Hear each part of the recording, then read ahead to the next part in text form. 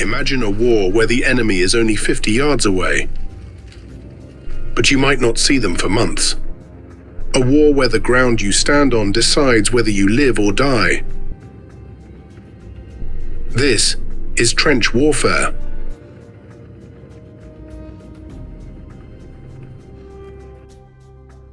In the summer of 1914, Europe marched into war with confidence, almost arrogance. Generals believed this conflict would look like wars of the 19th century. Bold advances, cavalry charges, decisive battles, and quick victories. Soldiers wore bright uniforms. Officers rode horses. Strategy assumed speed. Courage and momentum would decide everything. But the battlefield had changed, and most commanders didn't realize it yet. Industrialization had quietly transformed warfare. Rifles were faster, artillery was deadlier, and the machine gun, capable of firing hundreds of rounds per minute, turned open ground into a killing field. The old rules no longer applied, but the old mindset remained. When millions of men collided along the borders of Europe, the result wasn't glory, it was stalemate. Early offensives, especially Germany's Schlieffen Plan, collapsed under fierce resistance, logistical chaos, and unprecedented firepower. When attacks failed, soldiers did the most human thing possible: they dug. At first, these were shallow scrapes, temporary shelters from bullets and shell fire. But when neither side could break through, those scrapes deepened, they connected, they multiplied. Within weeks, the earth itself had been carved into a vast defensive system. By the end of 1914, movement stopped. The war froze in place. Trenches worked because they countered modern weapons. A soldier lying below ground was safe from machine gun fire. Artillery shells might collapse a trench, but they were far less lethal than hitting men in the open.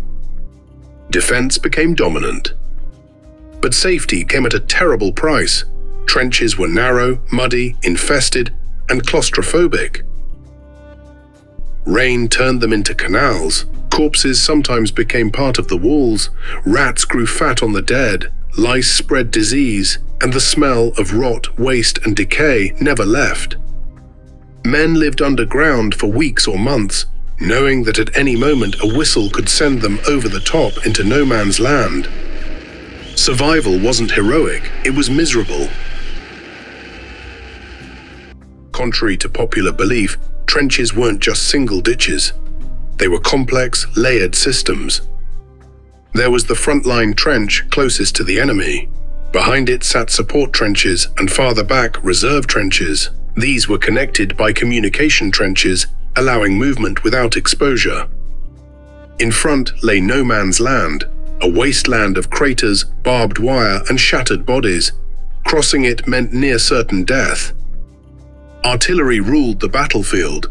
Attacks began with hours or days of bombardment intended to destroy enemy trenches. Often they didn't. When infantry advanced, defenders simply climbed out of their shelters and opened fire. The ground absorbed the shells. The men did not. Most soldiers didn't die in grand assaults, they waited. They waited for orders, for food, for mail, for sleep, for relief. Days were filled with repairs, sentry duty, and boredom, broken only by sudden terror. Psychological strain was constant. Shellfire never truly stopped. Men developed what we now call PTSD, then known as shell shock. Some went blind. Others lost the ability to speak. Many simply broke. This wasn't just a physical war, it was a psychological one. Trench warfare reached its most horrifying extremes in battles like Verdun and Somme. At Verdun, the goal wasn't victory, it was exhaustion. Germany aimed to bleed France white, and over 700,000 casualties followed. The front barely moved. At the Somme, British forces suffered nearly 60,000 casualties on the first day alone. The bloodiest day in British military history. Gains measured in yards came at the cost of thousands of lives. The trenches consumed men without mercy. Trench warfare forced innovation. If the ground was the enemy, technology had to overcome it. Poison gas was introduced. Chlorine, phosgene, mustard gas, turning the air itself into a weapon. Gas masks followed. So did fear. Then came tanks.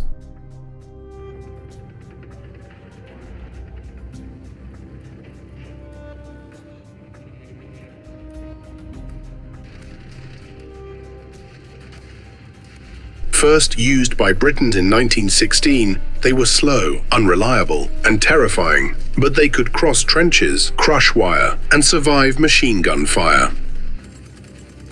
New infantry tactics emerged. Small unit infiltration replaced mass charges. Artillery coordination improved. War evolved slowly. In 1918, the stalemate finally broke.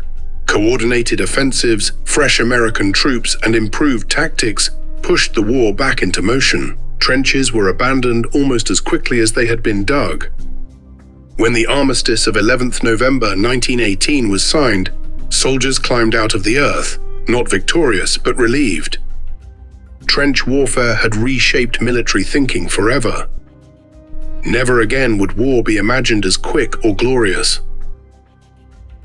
The ground had taught humanity a brutal lesson. In the brutal aftermath of trench warfare's stalemate, military thinkers scrambled to escape the mud-choked deadlock. And that desperation gave birth to a wave of new war tactics almost immediately. Armies began experimenting with combined arms warfare, coordinating infantry, artillery, engineers, and aircraft so no single force fought alone anymore. Artillery tactics shifted toward creeping barrages, where shells advanced just ahead of attacking troops, forcing defenders to stay pinned while soldiers moved forward.